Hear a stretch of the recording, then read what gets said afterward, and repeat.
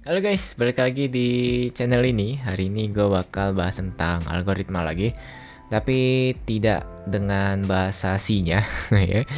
Karena hari ini mungkin lebih ke arah lebih ke arah teoritis ya mungkin ya. Ya meskipun gue orangnya tidak terlalu teoritis, tapi menurut gue nih perlu kalian tahu sih ya. Jadi apa itu algoritma? Algoritma adalah gimana kita menyelesaikan sebuah persoalan ya, kayak step by stepnya kita menyelesaikan sebuah persoalan gitu ya. Karena yang seperti yang kita tahu, dimana dunia coding ya atau dunia pemrograman gitu pasti akan selalu dihadapkan dengan sebuah persoalan ya.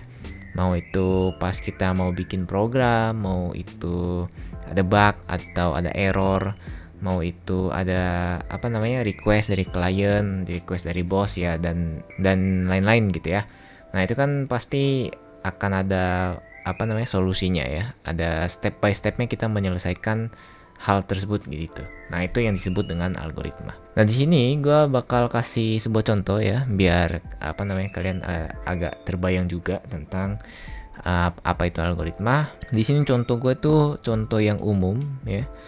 Kalian bisa lihat di sini, gue udah bikin sebuah contoh dimana tidak ada hubungan sama sekali dengan dengan dunia ngoding ya. Ini bahasa-bahasa umum ya. Kayak kita baca ya. Ibu minta Andi ke pasar membeli buah. Ibu ingin membeli buah apel 50 kilo lalu pulang. Jika tidak ada, belilah mangga 50 kilo. Jika apel dan mangga ada, namun masing-masing tidak mencukupi 50 kilo, maka gabunglah keduanya agar dapat menjadi 50 kilo. Oke, di sini sebenarnya bikin algoritma itu caranya itu terserah kalian ya. Maksudnya algoritma itu tidak harus kalian tulis atau kalian gambar gitu, tidak harus. Kalian kalau misalnya pakai imajinasi gitu ya, buat yang imajinasinya kuat ya silakan saja gitu ya. Yang penting kalian tahu gitu ya. Nah jadi di sini gue bakal pakai visualisasi flowchart aja biar lebih gampang lihatnya. Nah pertama-tama kita harus lihat persoalannya dulu, yaitu kita disuruh beli apel ya. Nah di sini gue tulis ya, apel 50 kilo kayak begini. Oke, taruh di sini. Nah kalau udah kita pulang. Ini bakal gue ganti pulang kayak begini.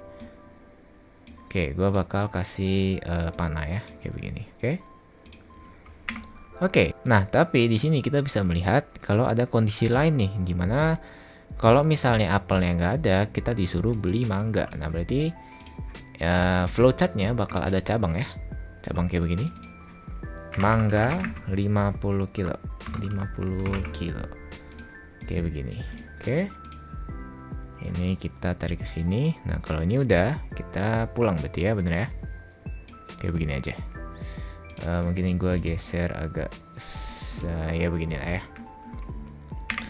Oke, di sini kita bisa melihat kalau ada satu kondisi lagi. Jika apel dan mangga ada namun masing-masing tidak mencukupi 50 kilo, maka gabunglah keduanya agar menjadi 50 kilo gitu ya. Nah di sini kita bisa bikin aja kayak begini.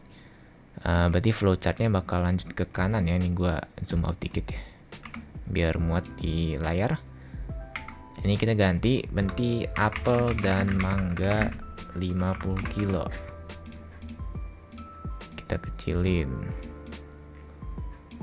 Ya udah cukup lah ya. Nah dia nyambungnya ke sini bisa. Ya bisa. Nah ini kalau udah kan kita pulang. Oke, jadi kira-kira kayak begini ya algoritmanya.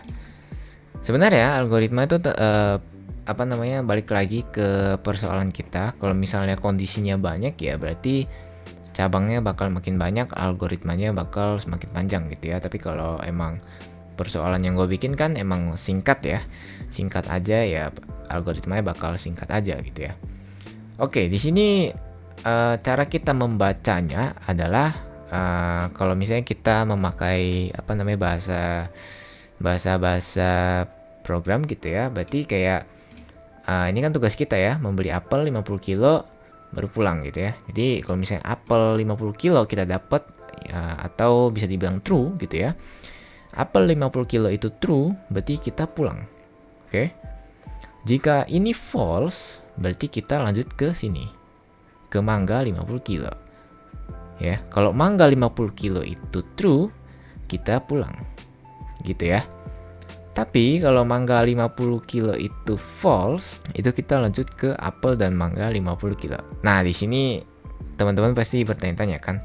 Nah, Bang, kalau udah nyampe sini nih, ini kan harusnya true ya. Ini true baru kita pulang gitu ya. Nah, kalau false gimana, Bang?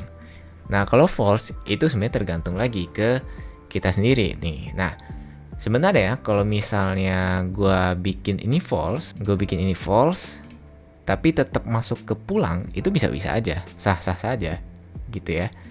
Tapi kalau misalnya gue pengen bikin sebuah sebuah kasus lain ya boleh juga.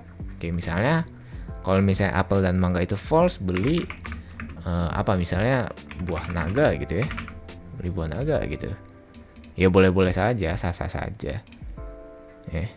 Bentar, mana sih ini? Nah, ini ya kayak begini ya. Nah, ini kalau kalau ini true pulang gitu ya. Sebenarnya ntar juga mentok-mentok juga di bagian pulang ini gitu ya. Kenapa? Karena ya kalau terus-terus bercabang kan makin banyak ya, nggak kelar-kelar gitu urusannya gitu ya. Jadi harus dimana kalian menentukan satu kasus yang benar-benar bakal mentok untuk program tersebut gitu ya. Jadi mau itu true mau itu false, dia bakal tetap nge-output gitu ya. Jadi nggak bakal nge-run lagi code-nya gitu ya. Nah, itu adalah kira-kira bagaimana cara kita membuat sebuah algoritma. Ini termasuk algoritma, yaitu ya seperti yang gue bilang tadi, kayak step by step ya. Ya, cara kita cara kita menyelesaikan sebuah masalah gitu ya. Ya mungkin itu aja dari gue. Semoga kalian mendapatkan ilmu baru hari ini. Gue minta maaf kalau misalnya gue agak kurang jelasinnya, karena ya seperti yang kalian tahu gue bukan orang yang terlalu teoritis, tapi gue berusaha semaksimal mungkin biar kalian ngerti juga tentang apa yang gue maksud gitu ya, tentang algoritma ini gitu ya. Jadi itulah algoritma, semoga kalian mendapatkan ilmu baru hari ini. Dan untuk bahasa aslinya ntar bakal tetap gue lanjut sampai gue rasa sudah cukup gitu ya. Oke, see you guys next content. Bye bye.